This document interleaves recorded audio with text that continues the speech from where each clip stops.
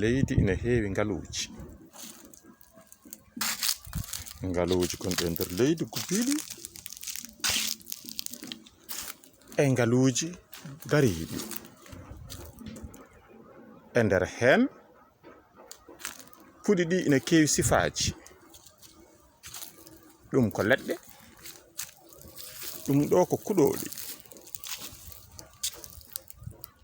heen kala koye lekki ki wurata walla koye leydi ndi wurata. ko wurata e leydi ndi noon e leɗɗe ɗe waɗi ko tutateɗe, waɗi gaawateɗe, waɗi lorateɗe, waɗi cafroje, waɗi kaɗoje. ɗe leɗɗe kala ene jogii sifaaji mumen keeriɗi.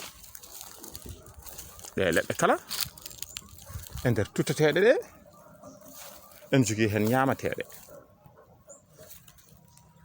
e nder tutateɗe ɗe ene jogii hen faandita tan ko safara. ɗe fof ko leɗɗe. lekki kucciɗen kiki piinduki, kono ki nandane kiine kayne. kiina deyne de ko piinduki, nafooje maɓɓe jiida. kanje kala ene jibina leɗɗe ɓe jinmi ɓiɓɓe ɓe ko ɓesnooje mbiyete.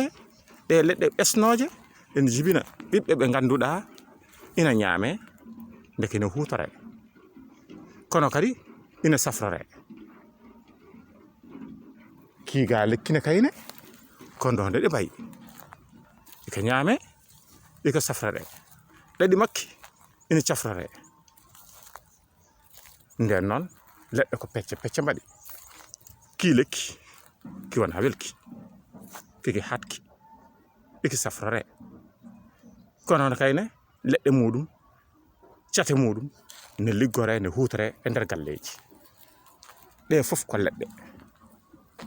nden noon leɗɗe waɗi ko eddaji, hay sinno koko fiindi ndaareni ko fiindiri, te ndenne de ɗum addantaki piindi muɗum huutorede ina ñaame.